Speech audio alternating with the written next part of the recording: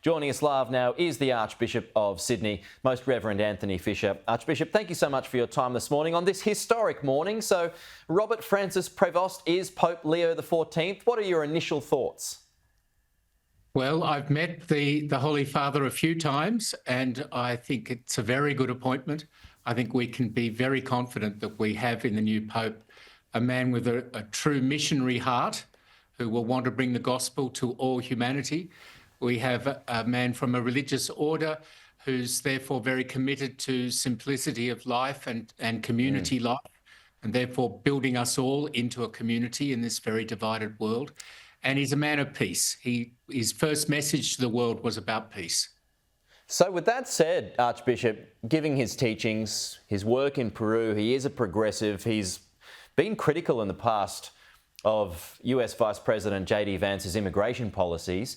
So with all of that said, do we expect here a continuation of the work of Pope Francis?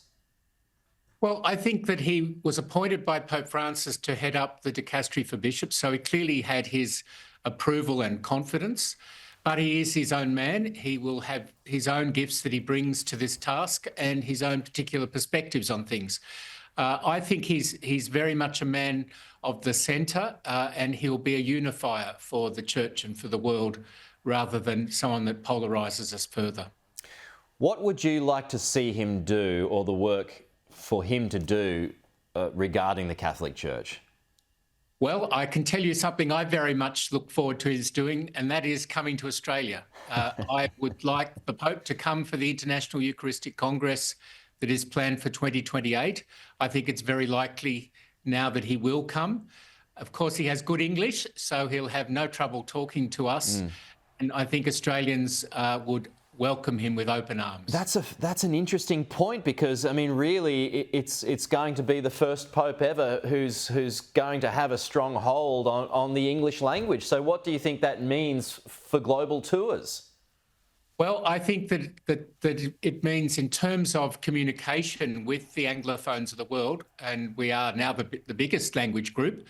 That's great for the church, that we have a Pope that's confident in the language that more people speak than any other language. But he's also very good in other languages. We heard him speak in Italian and in Spanish and in Latin, just in that very first appearance. So I think we can expect he'll be a Pope for everyone, and a Pope that speaks in the languages of the world. Archbishop, he chose Leo as his name. Can you elaborate on that name and how that would influence his work? Certainly, it does tell us something about his inspirations.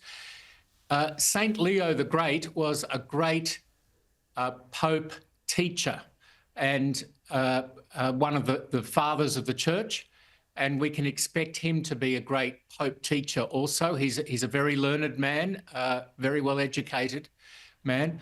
And Pope Leo XIII, the last Pope to have the name Leo, was a Pope who at the end of the 19th century did a great deal to promote social justice teaching of the church and the church's scholastic teaching. It's teaching about the most fundamental things. So I think we can look to him to be a great teacher as well as missionary for our church today. And Archbishop, because it was an early conclave again, do we assume from that it became a pretty obvious choice? It was not a divided conclave? I think it does suggest that a number of the cardinals already came to the conclave with an excitement about him as a possibility, and that they in turn infected others with that same enthusiasm. So it did happen quickly, and that's a very good sign, because we Catholics, we want a Pope, we want a Father, and to get one quick is exactly what we need. Wanted. And given his age, one of the earliest popes at 69, which means this should be a long papacy. So, Archbishop, really appreciate your time this morning. Thank you for your comments, and we'll talk to you again soon.